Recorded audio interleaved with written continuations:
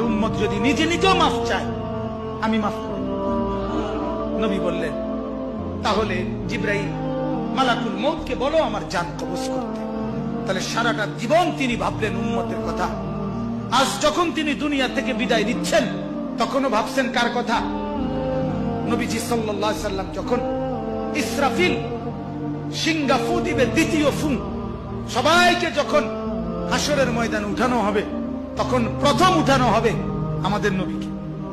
হাদিসে আছে 4 ফেরেশতা জিবরাইল, মিকাইল, ইসরাফিল, আজরাইল আসবেন নবীজির রওজা মোবারকে।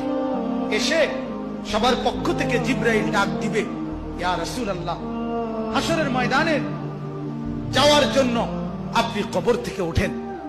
হাদিসে আছে আল্লাহর নবী সাল্লাল্লাহু আলাইহি সাল্লাম কবর থেকে চোখ মেলবেন আর উঠে দাঁড়াইতেই কপালের বালু মুছতে